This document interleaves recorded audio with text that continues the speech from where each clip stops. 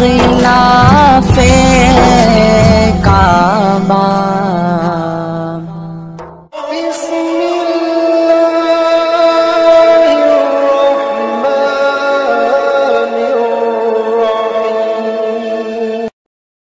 میں تو حیرت میں ڈوب جاتا ہوں جب خواتین ہاتھوں میں پلے کارڈ اٹھائے میرا جسم میری مرضی کا نعرہ لیے میدان عمل میں کود پڑتی ہیں، اور پھر اس سے بڑے دکھ کی بات یہ ہے کہ ہمارا میڈیا ان کے پیچھے کسی نہ کسی انداز سے کھڑا ہو جاتا ہے اور ایک ماحول پیدا کیا جاتا ہے کہ اس کی زیادہ سے زیادہ تشہیر ہو۔ میرا معاشرہ، میرا دین، میری مشرقی روایات، میرا کلچر، میرا تمدن، میری تہذیب اس کی حمایت نہیں کرتا۔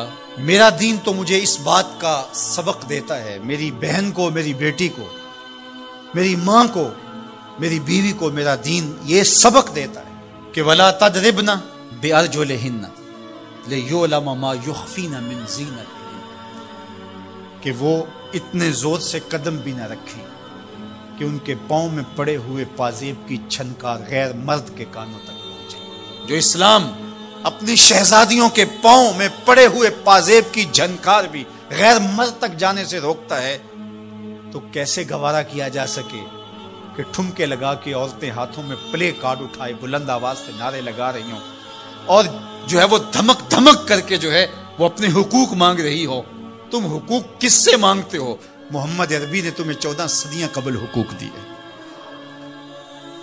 اور اگر تم اسلام کو نہیں مانتی اور اسلام کے ضابطوں سے انحراف کرتی ہو تو تمہیں میں ایک نقشہ ماضی کا دکھانا چاہتا ہوں کہ تمہارے وجود کو بھی گوارا نہیں کیا جاتا۔ اٹھا کر کے سسکتی بچی کو زندہ درگور کر دیا جاتا تھا۔ بھائی اس لیے کاٹ دیتا تھا کہ کل کوئی میرا بہنوئی نہ کہلائے۔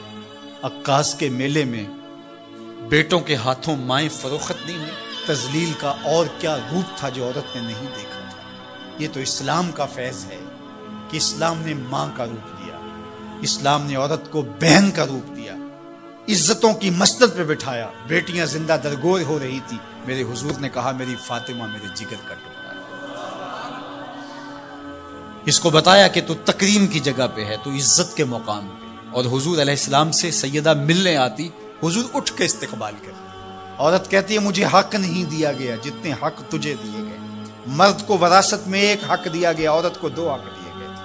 وہ باپ کی وراثت میں بھی حق لیتی ہے، شوہر کی وراثت میں بھی حق لیتے ہیں، اس کو 2 حق دیے گئے۔ تو یہ تو عزت اسلام کی دی ہوئی ہے، یہ تو وقار اسلام کا دیا ہوا ہے۔ اسلام نے تجھے تکریم کی مسند پہ بٹھایا، اسلام تمہیں عزت کے مقام پہ بٹھایا۔ تو آوارہ ہو گئی، تو ہاتھ میں پلے کارڈ اٹھائے بازاروں میں گھومنے لگی، آوارگی کو اپنا حق سمجھنے لگی۔ یہ تو نقص تھا، یہ تو جاہلیت کے زمانے کی عورتوں کا مزاج تھا۔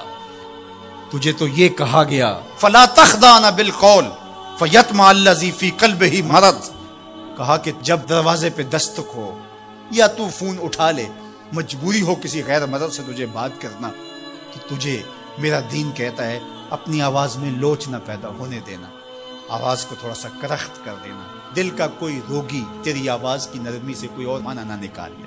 تو اتنی پاک اور پردے دار ہے کہ تیرے بارے میں خیال بھی پاک رہنے چاہیے۔ تجھے دیکھ کے مرد کو ادب سے نظریں جھکانے کا حکم دیا گیا ہے۔ نگاہیں نیچی کر لو، محمد کی شہزادی آ رہی ہے۔ نگاہیں نیچی کر لو، فاطمہ کی بیٹی آ رہی ہے۔ نگاہیں نیچی کر لو، عائشہ کی بیٹی آ رہی ہے۔ تو عزت کے مقام پہ بٹھائی گئی، تو کس نے تجھے آوارہ کر دیا؟ کس نے تجھے بدچلن کر دیا؟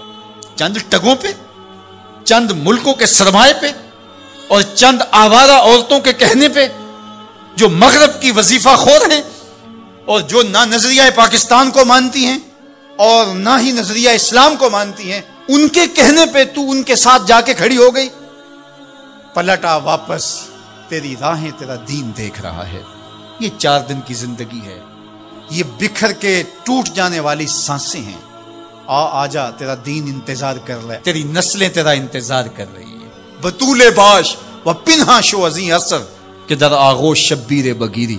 اقبال نے کہا بہن بطول بن جا اور زمانے کی نگاہوں سے پوشیدہ ہو جا، پھر تیری آغوش میں بھی حسین کے جانشین پیدا ہوں گے۔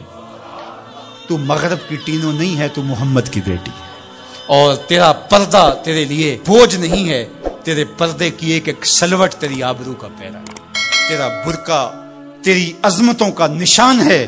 جب تو برقعے میں سمٹ کر، جب تو شرعی پردے کے ساتھ ڈھیلا لباس پہن کے گھر سے کسی کام سے مجبوراً نکلتی ہے، تو فرشتے بھی ادب سے سر جھکا لیتے۔